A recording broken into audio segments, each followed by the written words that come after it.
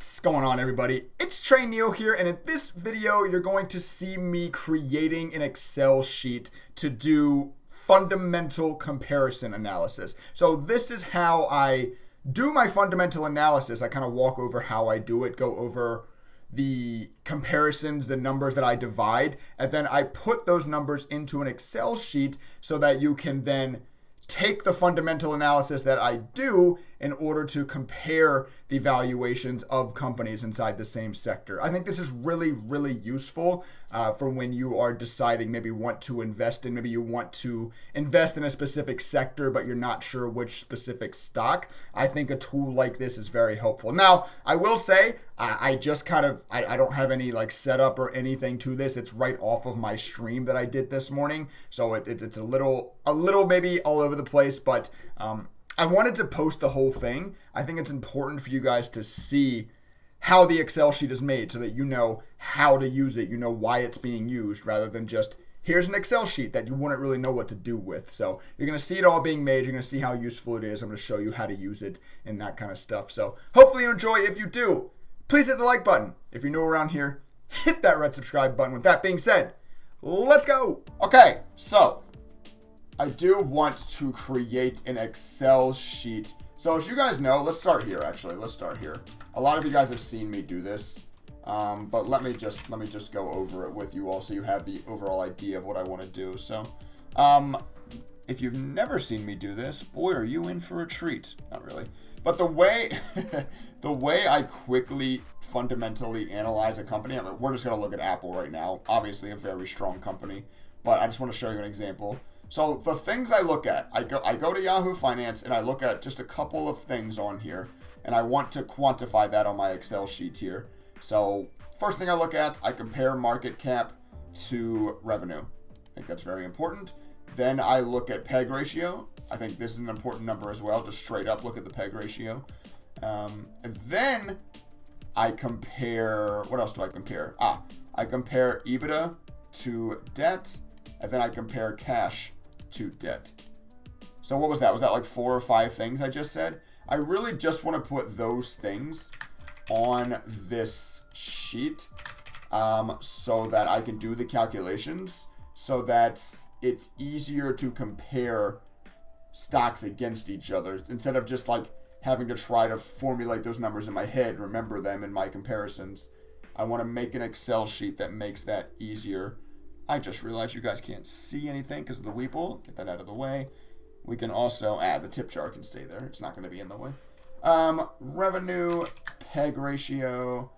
Let's look at, actually let's put PEG first because that one doesn't need any comparison, so it just makes the most sense to put it first. PEG, revenue. Actually, I'm deciding on the fly here how I want this to look. Market cap first, then revenue, then EBITDA, then cash, then debt. Okay, so the way I want this to work, I want smaller number to be the best. The smaller the number when I do these calculations should be the best. So I want this to be, well, the PEG ratio can just be there. I want this to be, so if I want smallest to be best, that means you want your oh my god, your denominator. Wow, I couldn't think of, I failed 6th grade. That's not even 6th grade math. That's like 3rd grade math. Your denominator you want to be larger, right? Larger denominator is good. So you want to put the number that you want to be bigger as the denominator. So this will be, when I look at, so what I'm trying to decide, when I look at market cap versus revenue, you want the revenue to be higher. Revenue higher against the market cap is better. So we should put the revenue on the bottom. So this should be, crud. What is, can I just do it this way? Do I even need to put a function? What's the divide function? Or can I just do sum of this divided by this. Does that work? Or am I supposed to use... so let's just see if I put 1, 3. Okay, it does work. It does work. Okay. Cool. So that's that. Next is EBITDA versus cash. You want the EBITDA to be higher. So this is equals sum of this cash divided by this. Next is cash versus debt. You want the cash to be higher. So this is... Oh, wait. I just did cash versus EBITDA. That's not what I want. I want debt versus EBITDA. This needs to be G2. Okay, so now we're doing cash versus EBITDA. So this is G2 again, divided by F2. Okay, and then this is going to be the total. This is going to be equals sum of this and... Oh, shoot. How do we... Is it control click? Oh, it is. Go on, lad. Get in there. Okay, so now let's just plug some numbers in. Let's just give 2, 1, 3, 1.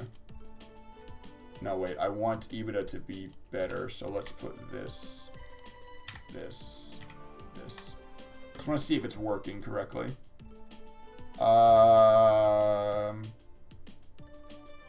That shouldn't be 3. Should it? Shouldn't that be... Should these equal 1 together, don't they? Shouldn't that be 2? Oh. No. I'm sorry. These 3 are 1 together, and then it's also adding the 2, so it's 3. Yeah. Okay, so that's now working. We pretty much did it. Obviously, we will make this look better in the future, but now when I... So let's just do it. Let's just do it. Actually, let's not do it for Apple, because... Apple is just a massive stock. Let's look at, what was one I was looking at the other day? Best Buy. Best Buy is a stock that I actually really, I made 450 bucks on it the other day. Well, a couple weeks ago during the bottom of the dip because I thought it was super undervalued. So now I would do this. Let's just pull this up. Best Buy. Peg ratio first is a cheese Louise. No, I'm dumb. 1.47 peg ratio. I was looking at the I was looking at the PE. I thought the peg was 10. I was like, geez. Market cap 21.75 billion. So the way I'm going to do this, I'm going to put 21.75, and then I think the way I want to do it is to just give that, if it's billion, just multiply it by 1,000.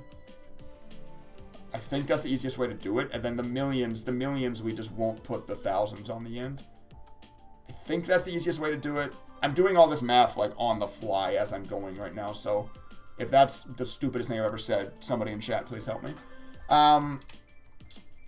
Revenue is 51.76 billion. EBITDA is 3.88 billion. No.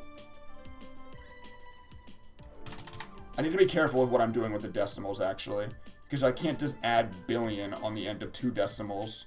Okay, so I need to keep that in mind. Okay, so for everything else, I've been using 2 decimals. So I do need to put my 3.88.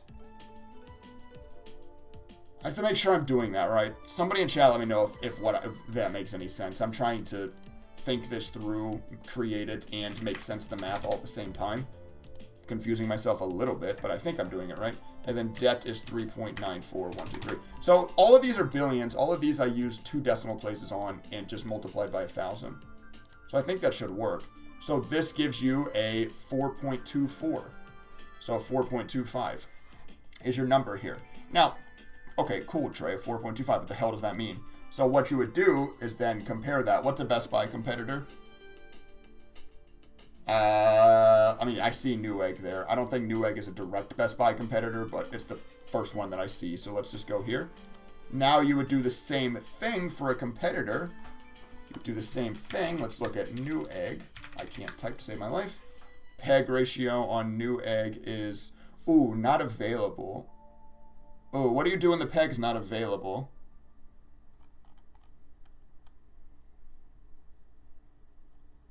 I reckon it's because they're not making money. Well, they are, though. I mean, they're making money. Why is the PEG not available? None of their ratios are available. That's a little annoying. There might be a way to solve that. I mean, the answer right now might just be, hey, maybe we don't. Maybe those companies, if they don't have PEG ratios and they're not making money to have ratios, maybe we just don't care about their valuations because they're obviously not making money anyway. Maybe that's just the easy answer right now. Okay, let's go look at AMD instead. I know that's not a competitor at all, but I just want you guys to have the idea in your head that 185, 39, 123, that this is what it's used for, right? So this number by itself means nothing, but then when we look at AMD at the same time, talking and doing this is difficult. You can start to see comparisons, right? Which is the point of this. 406, 123. Cash is 361, 123. Debt is... so debt is only 732 million. So this is why I've been multiplying all the billions by 1,000. Because now for millions, I can just type 732. Okay, and then I believe if we drag this like this, it does. Aha. You see, AMD is at 12.7. AMD is a much more overvalued than Best Buy currently is. And they're in completely different sectors, so that comparison doesn't actually make any sense. You would have to compare AMD with NVIDIA and Best Buy with other, it's important as you're doing this to compare sectors together, right? But now you're starting to get the idea of how this works, why I wanted to build it. Now you can start to compare directly valuations of companies. 3.88 billion equals 388 million. No, in English scale. Yes, you are actually correct, I think. It doesn't really matter, though. As long as I'm doing it all the same, you are actually right. So I added 3 decimals onto already 2 existing decimals, so that's probably stupid. But as long as they're all the same, it doesn't really matter. Like, I was doing my billions all the same, so it didn't really matter. But you are right. I forgot about the fact that I'm already adding 2 decimals on. So I shouldn't be... Oh, that actually might have... You know what? That actually would have fucked with this AMD number, I think.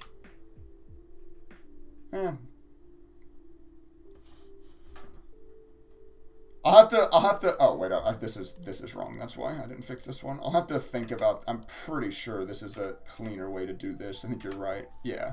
The numbers are still the same, but yeah, I think that is the better way to do billions versus millions, thank you. Alrighty, YouTube Trey back here taking over from live Twitch Trey to wrap up this video. I know in that video we didn't really get a good comparison and it might be a little bit confusing.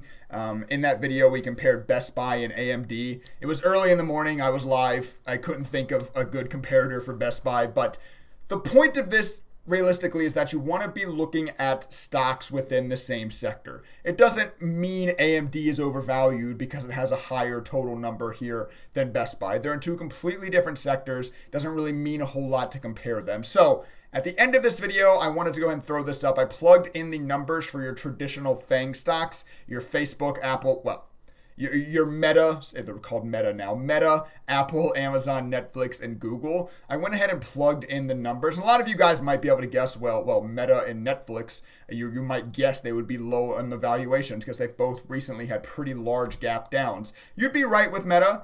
They actually do come in the lowest at 6.6. Netflix is actually still the highest. Using these numbers, 13.1, still the highest relative valuation is what I'm going to call this, relative valuation, when you plug these numbers in and do these comparisons.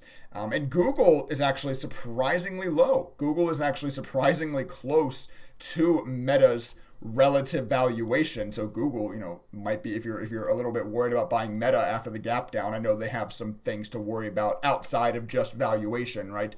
So Google actually seems to be, once again, this is all a very quick valuation. This is not a full scale in depth as you might be able to tell, but this is just, it's still a really helpful way to quickly compare. Now you've looked at your FANG stocks. Say you wanted to invest in large tech. you've looked at the biggest of the large techs pretty much here, and you can see Google looks like it beats them in relative comparison on a quick scale. So now you can go deep dive Google and look to maybe invest in Google if that's if that's the direction you want to go. So hopefully this helps you. Hopefully you guys enjoyed this. Hopefully you guys can take this and build it yourself. It's really easy. I also put the headers here if you were confused about what calculations I was doing. It's just market cap divided by revenue, debt divided by EBITDA, and then debt divided by cash.